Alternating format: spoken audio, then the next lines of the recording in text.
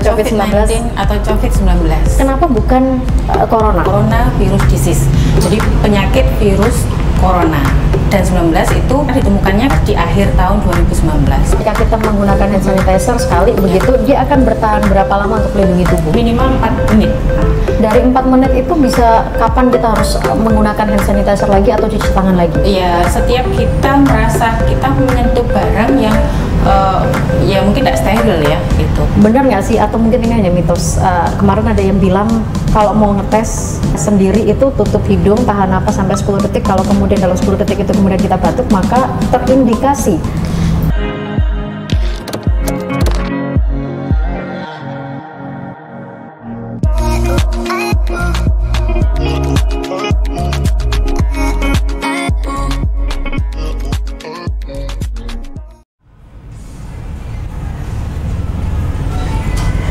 Ya, lagi rame banget soal yang namanya virus corona atau COVID-19. Nah, masyarakat kadang-kadang ini mengkonsumsi berita, ini paling banyak adalah terkait dengan bagaimana pasien ini mulai bertambah jumlahnya, kemudian bagaimana upaya pemerintah mulai dari mencoba untuk melakukan yang namanya istilahnya lockdown atau mungkin boleh dikatakan isolasi, karantina. Nah, masyarakat pun tetapi jarang sekali atau bahkan hampir tidak banyak yang kemudian mencoba mengkonsumsi berita-berita sebenarnya seperti apa sih virus ini, berkembang biaknya seperti apa, kemudian menyebarnya seperti apa. Mungkin hanya sebatas selebaran-selebaran atau flyer digital dan itu dibaca sekilas saja. Yang paling banyak kita baca adalah bagaimana cara supaya kita bisa menjaga kebersihan tubuh atau menjaga kesehatan tubuh, mulai dari cuci tangan yang benar, kemudian etika untuk bersin, batuk dan segala macamnya. Bahkan yang terakhir ketika pengumuman terkait dengan ada sejumlah rumah sakit ini menyediakan fasilitas untuk tes, masyarakat tiba-tiba berbondong-bondong ingin tes hasilnya positif atau negatif. Padahal kalau kita nyampe ke rumah sakit itu harus melewati screening dulu. Kalau kata dokter ternyata tidak memenuhi persyaratan gejala yang ada di persyaratan itu, ya kita tidak akan sampai dalam tahapan tes. Kita akan dikatakan tidak ada masalah, beristirahat dan jaga kesehatan supaya tidak menjadi karier atau tertular dari orang lain. Nah, sekarang kita coba bahas sebenarnya seperti apa sih keberadaan virus ini yang tiba-tiba merebak dan menakutkan, bahkan boleh dikatakan membuat panik bukan hanya di Indonesia tapi juga di negara-negara lain. Ada Mbak Laura, peneliti epidemiologi dari Universitas Airlangga. Mbak Laura, apa kabar? Alhamdulillah baik. Alhamdulillah baik. Kayaknya sedang sibuk untuk memberikan informasi-informasi tentang virus ini. Mbak, ini tadi kita sempat ngobrol-ngobrol nih dengan Mbak Laura. Mbak Laura lebih memilih istilah COVID, bacanya gimana sih? COVID-19 ya, COVID-19 atau COVID-19. Kenapa bukan corona? Karena di luar sana yang bahasa yang digunakan corona, Mbak. Iya, memang awal kemunculan dari COVID-19 itu kan memang belum bisa teridentifikasi ya. Jadi waktu itu kemunculan pertama di kota Wuhan itu kan hanya beberapa orang menderita pneumonia, tetapi belum ditelusuri agent penyakit dari pneumonia itu gitu kan, sampai pada akhirnya ketemu bahwa itu adalah golongan dari virus corona gitu. Dan pada akhirnya Organisasi Kesehatan Dunia itu memberikan nama sebagai COVID-19. Jadi COVID itu adalah singkatan dari Coronavirus Disease, jadi penyakit virus corona. Dan 19 itu maknanya adalah karena ditemukannya pada tahun 2019, di akhir tahun 2019. Jadi lebih pasnya kita menggunakan istilah COVID-19 atau COVID-19 itu tadi ya? Iya betul, karena agentnya sendiri itu memang satu kelompok dengan corona. Tapi seperti yang kita ketahui bahwa virus yang diklasifikasikan dalam coronavirus itu ada beberapa. Jadi tidak semua virus corona itu ganas. Jadi ada 6 tipe sebelum kemunculan tipe yang baru ini yang menyebabkan COVID-19. Jadi 6 ini, yang 4 itu hanya memberikan gejala yang ringan sampai sedang. Termasuk yang SARS dulu masuk dalam kategori mana? Tidak. Jadi kalau yang SARS itu golongan yang keempat dan kelima, SARS dan MERS, kelima dan keenam itu SARS dan MERS itu yang memberikan keganasan. Jadi virus yang memberikan tingkat kefatalan yang lebih tinggi dibandingkan dengan yang 4 tipe sebelumnya. COVID berarti masuk di mana? COVID ini adalah diakibatkan oleh agent coronavirus yang tipe baru. Tipe baru? Iya, jadi tidak sama dengan yang SARS, juga tidak sama dengan yang MERS. Tetapi diberikan nama oleh Organisasi Kesehatan Dunia menjadi SARS-CoV-2. Ya, jadi artinya masuk kategori berbahaya juga. Masuk kategori berbahaya, kemudian mirip 80% dengan SARS yang 2002 yang terjadi di Cina gitu ya.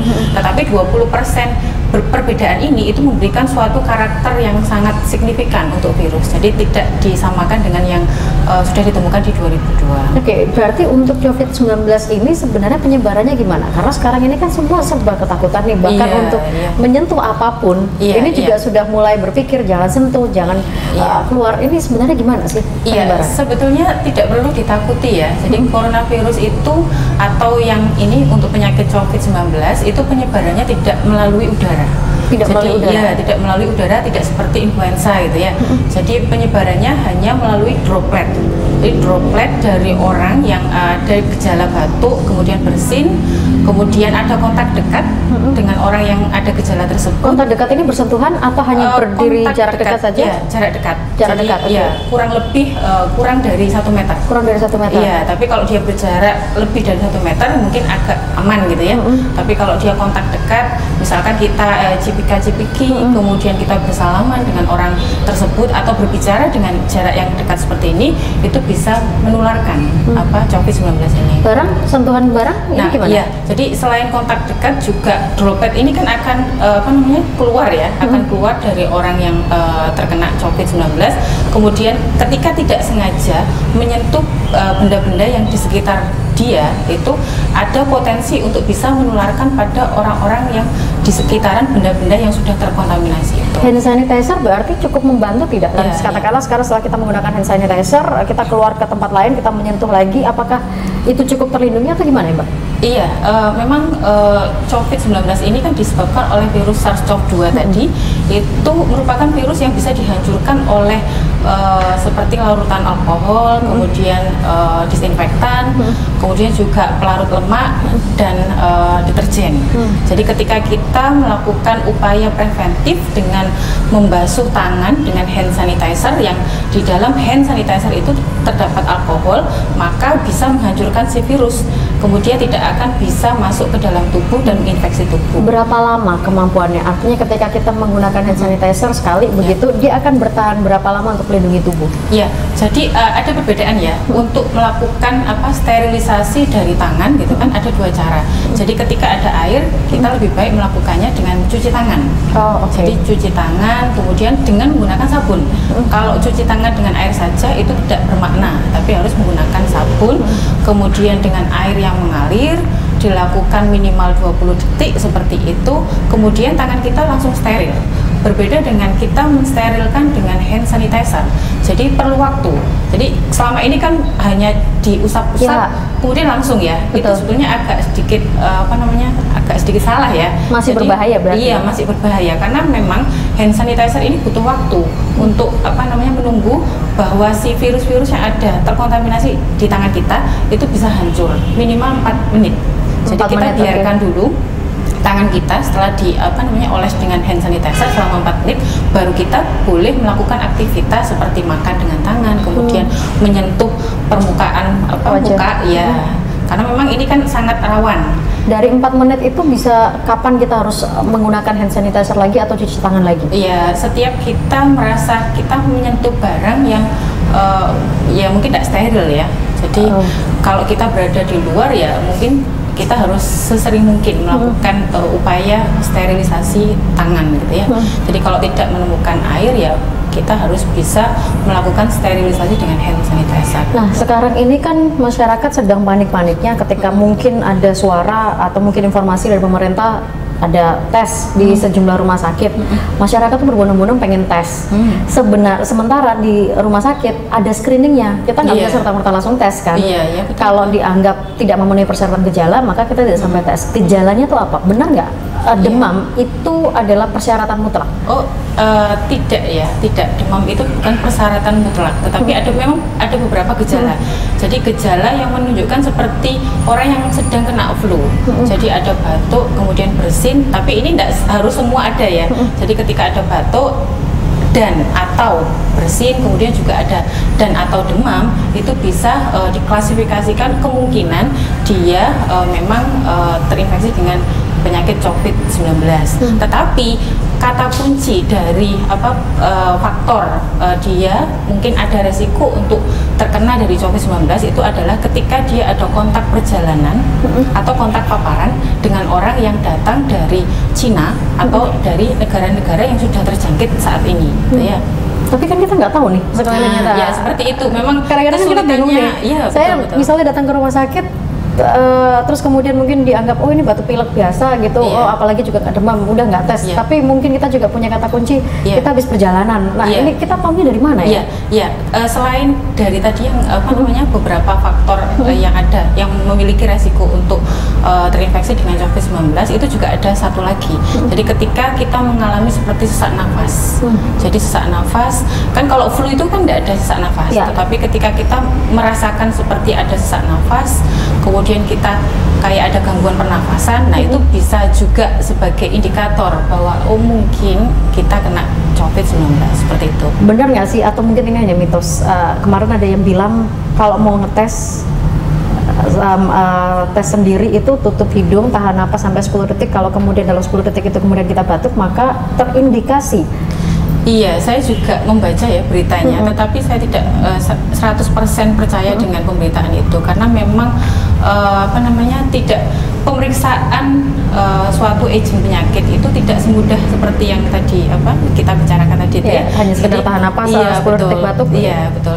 Seperti yang disampaikan di informasi itu, tapi memang harus dikonfirmasi, ditegakkan dengan pemeriksaan laboratorium gitu ya. Jadi ketika gejala klinis muncul seperti ada batuk, pilek, kemudian sampai sesak nafas, nah itu harus kita masih menduga-duga kan, masih seperti suspek gitu kan, tetapi harus ditegakkan dengan pemeriksaan laboratorium seperti itu. Nah, di tahap mana masyarakat ini bisa datang untuk meminta dilakukan tes? Karena lagi-lagi mungkin masyarakat datang, tapi ternyata sampai sana bayangannya saya tuh gini, Mbak, kalau bahasa tes, ini kan kayak lagi tes tipes atau tes DB gitu ya, saya datang ke lab, ada ambil darah, saya nunggu hasil keluar, tapi ternyata kalau COVID ini kan saya datang, ditanya-tanya dulu, kalau ternyata enggak, saya tidak ada ambil darah atau bahkan mengetahui hasil positif negatif. Kapan masyarakatnya bisa tahu bahwa kita harus ke rumah sakit? Iya, jadi memang yang utama adalah ketika tadi ya ada kontak erat. Ada kontak erat dengan pasien penderita COVID misalkan, atau ada riwayat perjalanan atau riwayat paparan tadi itu ya. Jadi ketika sudah ada kata kunci itu, kemudian kita mengalami gejala yang seperti flu, nah itu berarti kita harus segera memeriksakan diri. Betul. Tapi memang itu pun juga belum tentu sampai ke tahap tes swab juga ya? Iya, betul. Tergantung nanti screening dari dokter? Iya, betul. Jadi nanti akan diklasifikasikan, karena menurut panduan dari Kemenkes itu kan ada beberapa klasifikasi dari ketika orang itu ada gejala gitu ya, kemudian ada riwayat perjalanan, ada riwayat paparan, maka dia akan dimasukkan ke dalam golongan orang dalam pemantauan seperti itu. Tetapi ketika gejalanya itu sampai ada sesak nafasnya atau pneumonia, maka dia akan menjadi yang kelompok pasien dalam pengawasan. Jadi bedanya adalah kalau yang orang dalam pemantauan itu cukup diisolasi atau dikarantina di dalam rumah. Tetapi ketika dia sudah sampai memunculkan tadi ada gejala sesak nafas, pneumonia, maka dia harus dirawat inap di rumah sakit seperti itu. Nah, sekarang kalau misalnya nih persoalan tentang carrier, ini kan juga ada ketakutan, jangan-jangan kita sendiri nih sedang membawa, tapi kan gejalanya nggak kelihatan. Mungkin kita ngerasa sehat banget gitu. Itu gimana ya? Deteksinya? Nah, itu memang sekarang kesulitannya adalah kadang informasi itu kan di blow up ya Mbak ya. Jadi siapapun akhirnya kan menjadi parno gitu kan. Nah, jadi menurut data yang sudah diinformasikan gitu kan, memang ada kasus-kasus karier, tetapi tidak banyak. Jadi kita tidak bisa mengidentifikasi ya, ini karier atau bukan. Itu agak sulit kalau seperti itu. Tapi ya yang jangan jangan dibuat panik, itu memang kasusnya sangat sedikit gitu kan. Jadi ya tidak masalah sih. Belakangan kan pemerintah mengatakan pokoknya 2 minggu, 14 hari. Memang itu jangka waktu kehidupan virusnya seperti itu. Yang paling rawan adalah yang kaum rentan ini adalah yang usia atas, usia senior gitu. Betul ya Mbak ya? Kalau yang anak-anak muda, konon kabarnya virus itu akan kalah dengan daya tahan anak muda, begitu. Iya, betul. Jadi si virus ini tuh sebetulnya tidak melihat gender ya, tidak melihat gender, kemudian tidak melihat perbedaan umur. Jadi siapapun akan bisa terinfeksi dengan COVID-19 gitu kan. Tetapi ketika si COVID-19 ini menginfeksi orang-orang yang dalam kelompok usia tua gitu ya, di atas 60 tahun, kalau data yang diinformasikan di Cina itu kebanyakan yang kasus kematian itu paling banyak di orang-orang tua di atas usia 60 tahun. Kemudian juga selain itu kelompok yang beresiko untuk menyebabkan kefatalan dari COVID-19 itu adalah orang-orang yang dengan komorbid, jadi penyakit penyerta. Jadi ketika dia juga memiliki penyakit kronis seperti diabetes, kemudian jantung, kemudian ada apa namanya, pokoknya ketika ada kanker gitu ya, jadi itu bisa akan memberikan kefatalan dari penyakit COVID-19 yang menyebabkan kematian. Oke. Mungkin ada himbauan dari Mbak Laura gimana caranya supaya masyarakat juga tidak terlalu panik, tetap tenang dan ya apa ya istilahnya ya bisa tetap menghadapi adanya virus ini dengan lebih bijak lagi. Iya, iya. Jadi harapannya masyarakat harus tidak panik ya, harus tidak panik. Kenapa kok harus tidak panik? Karena itu akan mempengaruhi imunitas tubuhnya. Jadi ketika seseorang itu stres, kemudian panik, itu akan menurunkan daya tahan tubuh. Jadi itu akan lebih mudah untuk terinfeksi dengan tidak hanya COVID-19, tapi apapun virus-virus ataupun penyakit infeksi itu akan bisa menyerang ke tubuh seseorang ketika daya tahan tubuhnya itu menurun seperti itu. Kemudian yang kedua adalah bagaimana kita melakukan upaya preventif. Jadi dengan cara yang sangat sederhana. Jadi melakukan atau menerapkan perilaku hidup bersih dan sehat. Jadi seperti cuci tangan tadi ya, cuci tangan, kemudian juga makan makanan yang bergizi, kemudian juga makan suplemen atau minum suplemen gitu ya, harapannya untuk meningkatkan daya tahan tubuh gitu kan. Kemudian juga sekarang kan ada apa namanya himbauan yang tentang social distancing gitu ya. Jadi ya harapannya jangan sampai kita pergi atau kita mengadakan suatu acara yang mengumpulkan banyak massa seperti itu. Nah, itu untuk menghindari penyebaran si COVID-19 ini secara masif seperti itu. Oke, jadi artinya kalau misalnya katakanlah di dalam kerumunan gitu kemudian ada cek thermoscan gitu, itu sebenarnya antisipasi atau apa ya, Mbak ya? Karena kan seolah-olah pengecekannya hanya dari sisi demam gitu, dari sisi panas. Iya, itu juga kita tidak bisa mengetahui secara jelas ya. Jadi ketika walaupun sudah dicek gitu kan, kita ingin mengadakan suatu acara yang mengumpulkan banyak massa, kemudian kita melakukan screening yang sangat ketat gitu ya, itu tidak menjamin bahwa orang tersebut itu bisa lolos gitu ya. Contohnya seperti di bandara. Jadi ketika di bandara itu di pintu-pintu masuk negara itu sudah dilakukan screening secara ketat dengan thermal scanner gitu ya. Pada kenyataannya banyak kasus imported case. Jadi orang-orang yang membawa si COVID-19 ini datang ke negara mereka gitu kan. Jadi tetap lolos seperti itu. Artinya berarti satu-satunya kunci ketahanan tubuh ya? Iya, betul. Imunitas tubuh, ketahanan tubuh. Ya, makanya jangan panik tadi ya. Jadi ketika kita tidak panik ya kita berusaha untuk ya rileks gitu ya, tenang, kemudian daya tahan tubuh kita meningkat, kemudian juga tadi ada upaya-upaya yang untuk bisa mencegah infeksi dari COVID-19. Oke, mudah-mudahan bisa jadi informasi nih buat semua masyarakat. Intinya satu, jangan panik dan tingkatkan ketahanan tubuh. Kita bantu juga dengan menyebarkan berita-berita positif supaya nggak kalah dengan berita-berita hoax atau berita-berita yang nggak menjadi stres, Mbak. Nggak menjadi stres, karena kadang-kadang terima berita-berita yang jelek bisa stres, bisa kepikiran juga ya. Oke. Lebih mudah terserang dengan semua jenis penyakit infeksi. Mbak Laura, terima kasih banyak buat waktunya. Selamat bertugas dan selamat menyebarkan informasi yang lebih baik lagi. Atur nuwun, Mbak. Boleh berarti ya? Iya, boleh. Boleh salaman ya kita ya? Oh, enggak apa-apa. Kita kuat soalnya. Iya, insya Allah. Amin, insya Allah. Sehat. Bismillah.